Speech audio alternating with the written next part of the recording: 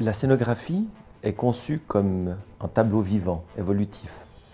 On débute avec un village au sein d'une plaine aride et on la construit, on la cultive, on la transforme petit à petit tout au long du spectacle.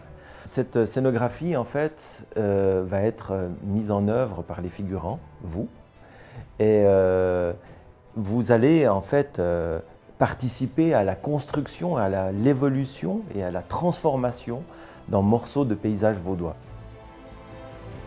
Donc nous allons commencer par une plaine aride avec un village, et puis ensuite des champs vont être cultivés, des moulins vont être ajoutés pour bénéficier de la force de l'eau et du vent. Une rivière va s'implanter dans le paysage, un soleil va se lever derrière le Jura, le château va être brûlé et l'hôtel de ville érigé comme symbole d'une communauté qui se rassemble autour d'une nouvelle destinée. Dans ce spectacle, on va devoir représenter les forces de la nature. Évidemment, c'est des forces qui sont beaucoup plus grandes que l'homme. Et du coup, on va travailler sur des choses qui sont très grandes.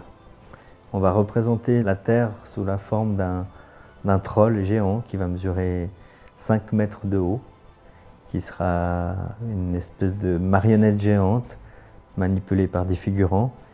On va avoir l'air qui va surtout matérialisé par le moyen de transport ingénieux qu'un des personnages va inventer sur le moment. On va aussi représenter l'eau sous une forme féminine qui aura une robe de 7 mètres de haut. Et sous cette robe gigantesque, on va faire des choses qui vont représenter les fonds marins sous forme d'ombre chinoise. Et puis en dernier lieu, on va avoir le feu qui lui sera représenté sous la forme d'un dragon. Et ce serpent géant, il va être manipulé par une multitude de figurants et il va être lumineux et cracher du feu.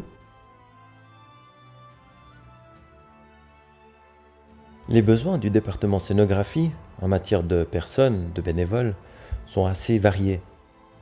On a à la fois besoin de personnes qui savent travailler le bois ou le métal, et ça de manière relativement professionnelle. Des gens qui sont capables de travailler ou de participer au montage d'un échafaudage.